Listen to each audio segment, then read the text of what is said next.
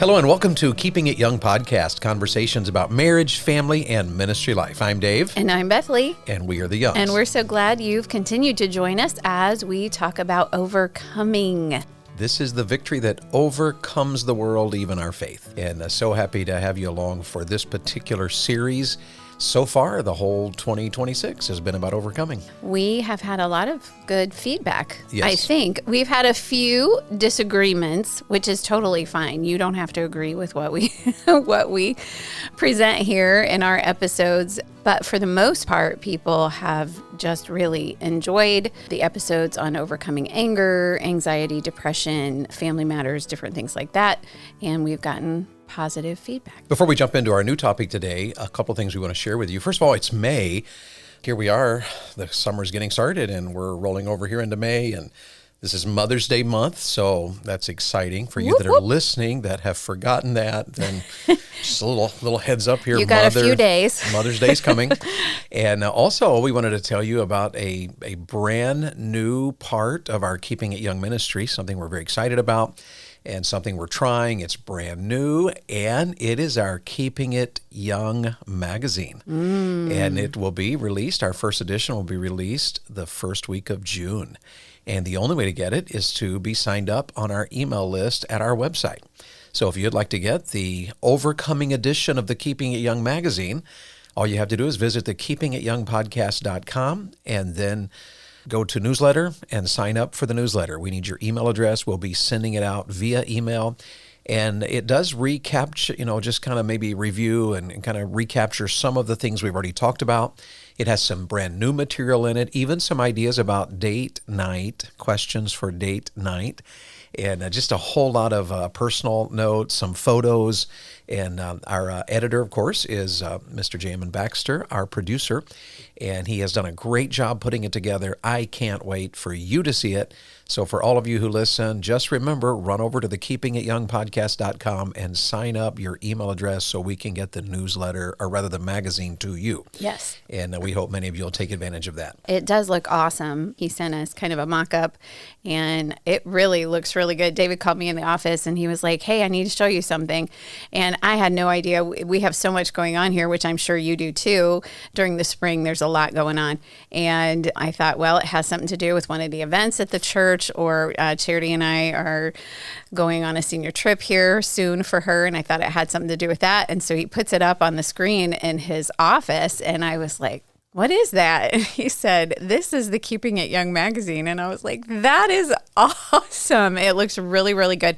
I, for one, am looking forward to getting it so that I can get those date night questions, or are they date night ideas, or I don't. Date night questions. See, there we go. I'm looking forward to that. That's a good idea, Mr. Jamin Baxter. We have to have a date night now, huh? We're going to need one when I come back from that senior trip. Sure. And speaking of senior trip, our youngest is graduating, and so Bethlie, after 25 plus years of homeschooling, is winding it down. This will be our last homeschool child, and we're so excited about that. Really proud of her and excited for her. She's graduating this month. Our Christian school graduations are this month, and just a ton of stuff happening in the month of May, and how excited we are to also be starting a new Overcoming series here in the month of May. And what we're going to talk about here in the next few weeks is Overcoming Hurts. And there's so many things that hurts people. There's so many brokennesses and events and challenges and difficulties and discouragements that hurts are fairly normal to life, and yet overcoming them is God's plan for those of us who are His children. So we're going to be doing a lot of talking about that here in the month of May, at least 3, maybe 4 sessions on overcoming hurt. And so I hope that you'll stay with us the entire time, and really this will be a real help to you. As we get started, Bethlie and I wanted to share with you at least 2 passages, and both of them are from 1 Peter. So why don't you start, sweetheart, and read 1 Peter chapter 1, verses 3 through 9. And before you do, let me just give you a heads up why we're going to 1 Peter. 1 Peter, one of the key words of the book is the word suffering. And you'll find in almost every chapter a reference to the suffering of Jesus and how He suffered for us, and that the people to whom Peter was writing, they had been through a lot of persecution. And they had suffered a lot of challenges, a lot of hurts, a lot of problems. And because of that, Peter writes this book to remind them in the midst of their suffering They are not alone. God has a plan. Jesus is on their side. Jesus is at work in their life. And so we want to use a lot of this truth from 1 Peter to help us talk about overcoming hurts. Just to give you an idea of how he writes about it, read for us verses 3 through 9 of chapter 1. Blessed be the God and Father of our Lord Jesus Christ, which according to his abundant mercy hath begotten us again unto a lively hope by the resurrection of Jesus Christ from the dead, to an inheritance incorruptible and undefiled, and that fadeth not away, reserved in heaven for you, who are kept by the power of God through faith unto salvation, ready to be revealed in the last time. Wherein ye greatly rejoice, though now for a season, if need be, ye are in heaviness through manifold temptations, that the trial of your faith, being much more precious than of gold that perisheth, though it be tried with fire, might be found unto praise and honor and glory at the appearing of Jesus Christ, whom having not seen ye love, in whom, though now ye see him not, ye yet believing ye rejoice, with joy unspeakable and full of glory, receiving the end of your faith, even the salvation of your souls. I love this passage because it is in here that he just lays out so many great truths. He starts out the chapter, we didn't read the verses, but reminding us that he's writing to those believers who are now strangers in Pontus, Galatia, Cappadocia, Asia, and Bithynia. And he reminds them that they were chosen according to the foreknowledge of God. And the emphasis there is about their suffering. God knew they were going to suffer. He has a plan for them. And I just love how he lays it out here that they are blessed. They do have an inheritance. They are on their way to heaven. God is keeping them by his power. But he reminds them, though, this is where you are now. He says, in this season of your life, there's a lot of heaviness because of the manifold temptations, and your faith is being tried. And that's always a hard thing when we are hurt in a way that we carry heaviness and we feel like that our faith is on trial. Chapter 4 of 1 Peter's writing continues the idea in verse 12 when he says, Beloved, think it not strange concerning the fiery trial which is to try you, as though some strange thing happened unto you. But rejoice inasmuch as ye are partakers of Christ's sufferings, that when his glory shall be revealed, you may be glad also with exceeding joy. If you be reproached for the name of Christ, happy are you. For the Spirit of glory and of God rests upon you. On their part he is evil spoken of, but on your part he is glorified. And I find it so interesting that as he talks about the hurts we experience in life, the heaviness, the trials, the tragedies, the challenges, that he reminds us here that we can do it with exceeding joy. And that part doesn't even make sense. I mean, Right. For a person who's really been hurt, deeply, deeply wounded, really going through a very difficult valley, the idea of doing it with exceeding joy, and he even says in verse 14, happy are you if you do it well. And that's really where we're headed in this series here.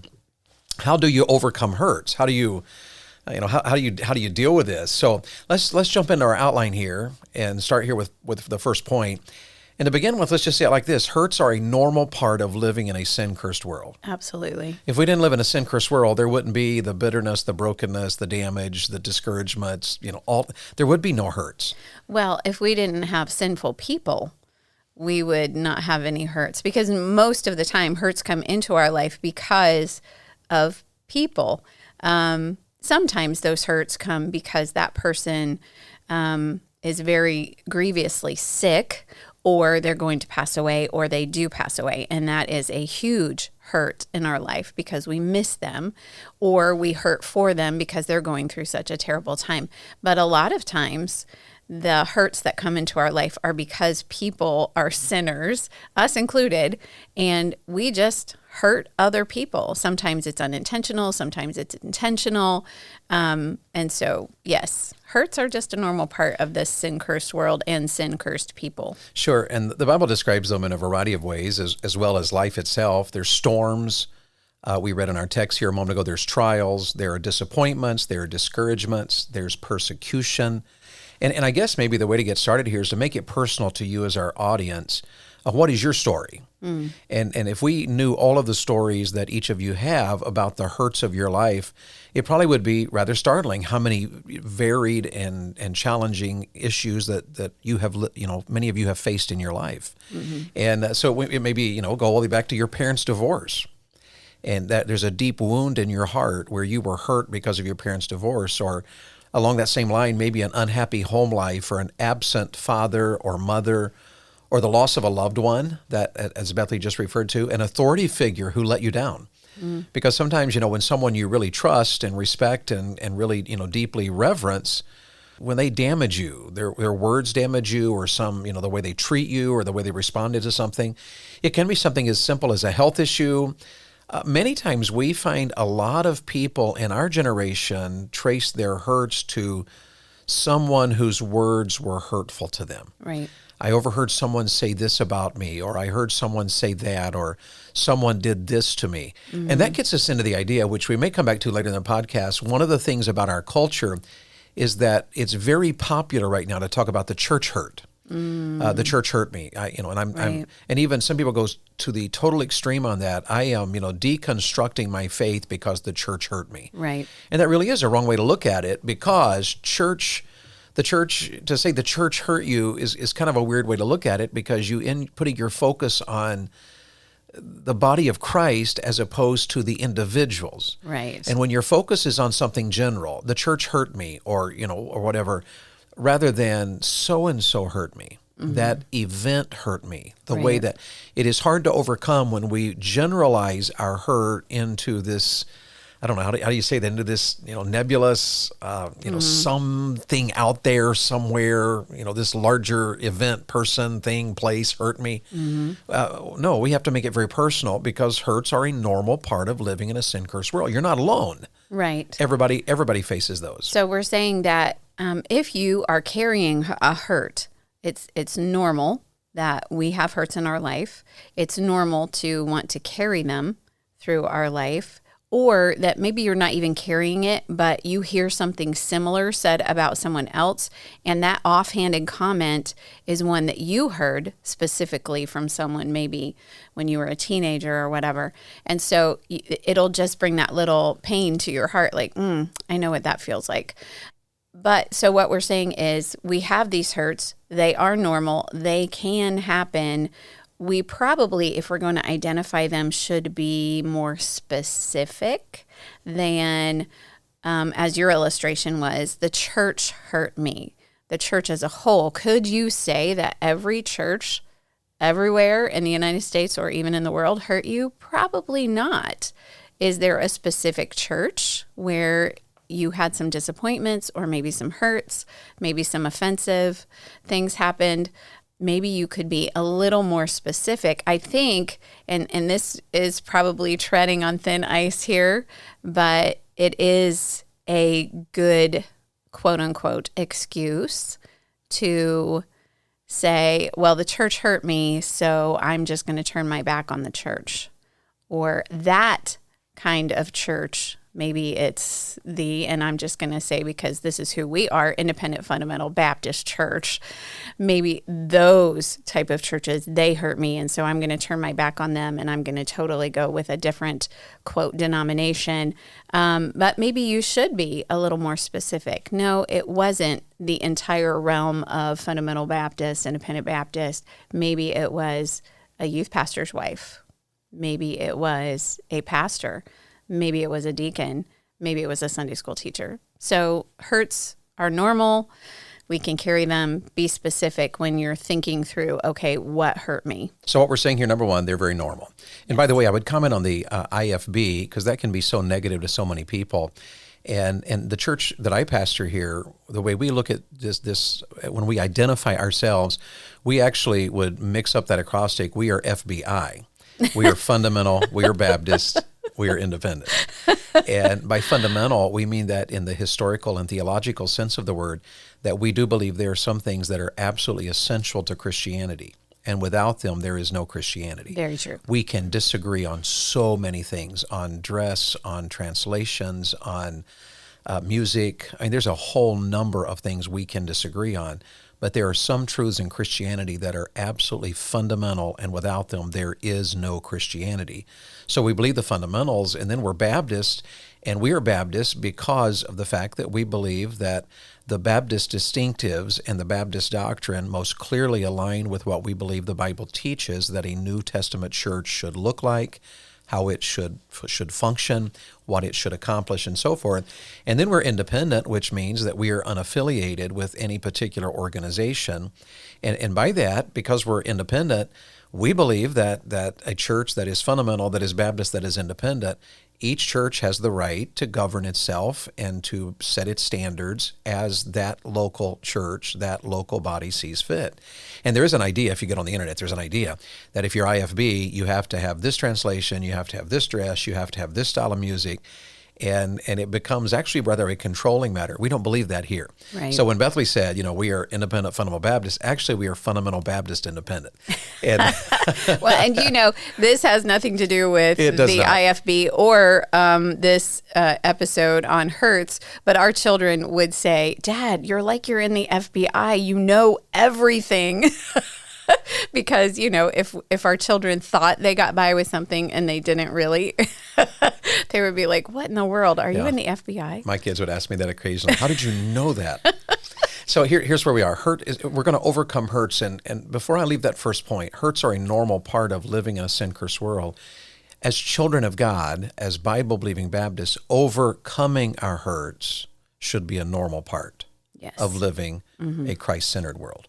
Yes. And so, but here's our second truth. Hurts. Well, I would add to that, in our culture, it is very accepted and even promoted that you not overcome them, that you foster your hurt, maybe not fester it. I don't think our culture would say that would be healthy, but holding on to it and milking it, yes, and acting on it. We have, not we personally, but there are people who have adult children who have totally cut ties with their parents because of, quote, hurt in their life. So instead of a counselor in our culture saying to them, okay, let's see if we can remedy this and have some reconciliation with your parents, they have counseled them to totally cut ties, have nothing to do with them, and the word toxic is thrown around quite a bit. So what we are saying in this series, this little mini series within our series,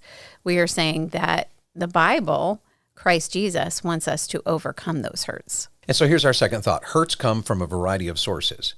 I thought of, kind of laying it out like this. This may be an oversimplification, but there certainly are outside sources that can cause the hurts of our life. Mm-hmm. And I thought of 4. You might be able to think of others, but one would be the spiritual attacks from the enemy. Mm-hmm. Every time I experience a hurt, mark this down in black and underline it in red, the enemy will use that hurt to separate me from God, from church, from authority, from peace, from love, from joy. Mm-hmm. So many times the outside source is it's a spiritual attack. The enemy knows he can destroy us if he can get us hurt. Right. Well, Ephesians chapter 6 even tells us that we don't wrestle against flesh and blood, but we wrestle against principalities and powers and the rulers of the darkness of this world. Another outside source is that sins are committed against you. Mm-hmm. Someone lies about you or criticizes you or hurts you or says something bad about you.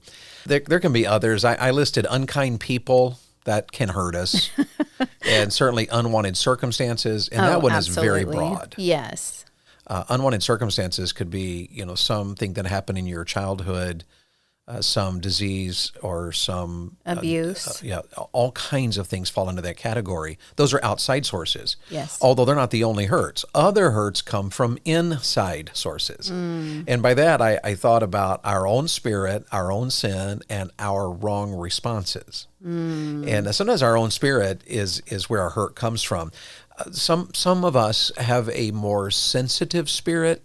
Right. To where we're more apt to be aware of how others see us, perceive us, or how we think others see us or perceive us. Very true.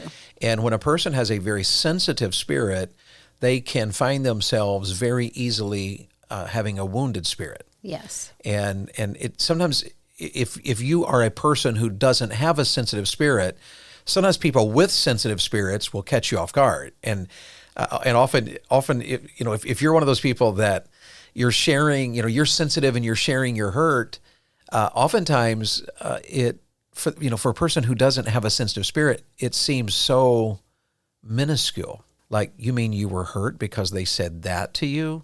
Or 20 years ago? You were hurt because you think they might have thought that about you. The whole idea of we glorify today overthinkers. On social media, we'll have all these reels about, oh, I'm a classic overthinker. And so we have maybe ladies who are like, I saw her across the church lobby and I know this is what she was thinking about me. And then we go home and we think about it and think about it and think about it. And then by the time we come back to church Sunday night, or don't come to church Sunday night because we're so upset about it, we have a full-blown issue with that poor woman across the lobby who maybe didn't even see you. So we do have classic overthinking. We have sensitive spirits. We can get wounded about things that didn't even happen, or something did happen, but we harbor it so much within our sensitive spirit and we cause ourselves to get wounded that we can get a bitter spirit. So what we find is there's this inside source, and that can be our own spirit, or it can be our own sin. And sometimes the fault is that I did wrong, and because I did wrong, it caused negative effects in my life. And I know sometimes when we work with our addiction recovery, sometimes people will blame their struggle with addictions, whether it's drugs or alcohol or whatever it might be. They can blame that on, this happened to me and that happened to me, and I didn't have this opportunity and I didn't have that opportunity, and if I'd have had that and this, rather than just admit, no, the reason I'm struggling and battling right now is because of my own sin. It's right. Me.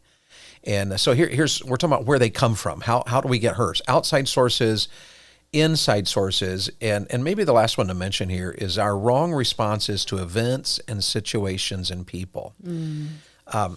It is inevitable that someone will say something hurtful. It is inevitable that someone will do you wrong somewhere along the way. Right. If we respond correctly to those things, then there's not a hurt spirit or a wounded spirit. If we respond incorrectly, then it can turn into bitterness and anger and resentment. It can turn into bad speaking. It can separate me from really good people who love me, but because I'm wounded, I can't see their love. Right. It can certainly separate me from the church and from God, and even from the Word of God, and from the privilege perhaps of having a happy marriage, right, or being a good parent. Absolutely. Because of my wrong response. And Just today, sure. I was talking with someone and reading a book with a lady, going through a book together, and she had a really good question. The book is Winning the War in Your Mind by, I think his name is Craig Groeschel. Is that correct? And excellent book. But I think it's called Groeschel. Groeschel, yeah. Sorry, I'm sorry, Mr. Groeschel.